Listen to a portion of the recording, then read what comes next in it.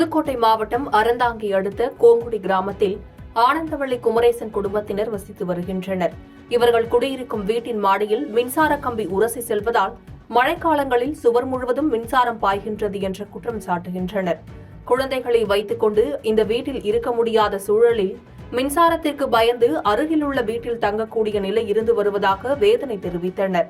குறிப்பாக 10 ஆண்டுகளாக மின்சாரத்துறை அதிகாரிகளுக்கு மனு அளித்தும் எந்த ஒரு பயனும் இல்லை என கூறினர். எனவே மாவட்ட ஆட்சியர் இதனை கவனத்தில் எடுத்துக்கொண்டு வீட்டின் மேல் செல்லக்கூடிய மின்சார கம்பியை அகற்றி பாதுகாப்பான முறையில் வாழ வழிவகை செய்ய வேண்டும் என கோரிக்கை வைத்துள்ளனர். இதே நிலை தொடர்ந்தால் வேறு வழியின்றி மாவட்ட ஆட்சியர் அலுவலகத்தில் குடும்பத்தோடு குடியேறப் போவதாக ஆதங்கத்தை வெளிப்படுத்தினர்.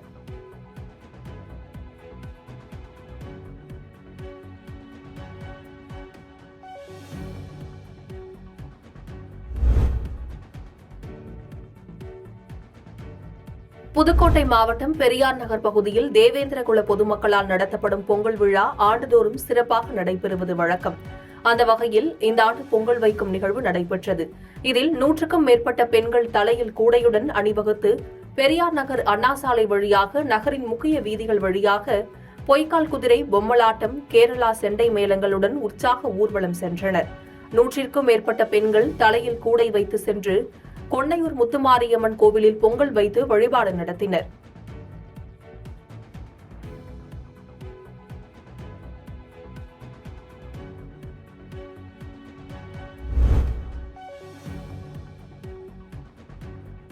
கடலூர் மாவட்டம் ஸ்ரீமுஷ்ணத்தில் உலக பிரசித்தி பெற்ற அருள்மிகு ஸ்ரீ பூவராக சுவாமி கோவில் உள்ளது. இக்கோவிலில் சித்திரை தேர் திருவிழாவை முன்னிட்டு டிவிசி மேல்நிலைப் பள்ளியில் 1986 முதல் 1993 ஆண்டு வரை கல்வி பயின்ற முன்னாள் மாணவர்கள் சார்பாக அன்னதானம் வழங்கப்பட்டது. இவ்விழாவின் சிறப்பு அமைப்பாளராக டிவிசி பள்ளியின் நிர்வாகி NV செந்தில்நாதன் அவர்கள் அன்னதானத்தை தொடங்கி வைத்தார். இதில் முன்னாள் மாணவர்கள், மாணவிகள் திரளாக கலந்து கொண்டனர்.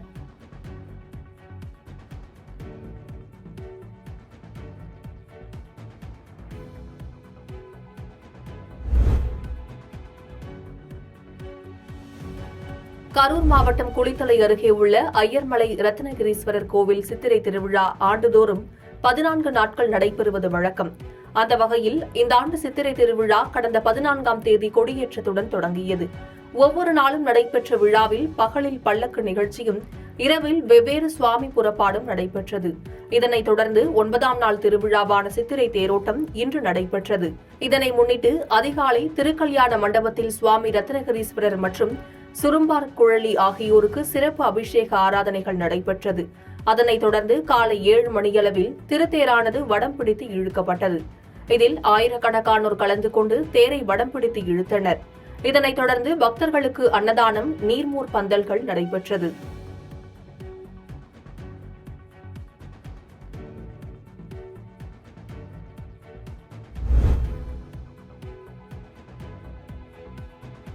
நாமக்கல் மாவட்டத்தில் மக்களவை பொதுத் தேர்தல் நடைபெற்று முடிந்ததை அடுத்து 6 சட்டமன்ற தொகுதிகளின் வாக்குப்பதிவு எந்திரங்கள் திருச்செங்கோடு விவேகானந்தா மகளிர் தொழில்நுட்ப கல்லூரியில் வைக்கப்பட்டுள்ளது.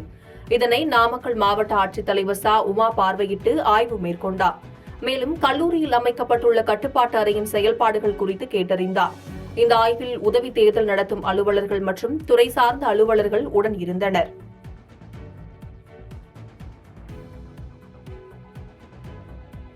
பாதகம் செய்பவரை கண்டால் நாம் பயங்கொள்ளலாகாது பாப்பா, மோதி மிதித்து விடு பாப்பா, அவர் முகத்தில் உமிழ்ந்து விடு பாப்பா.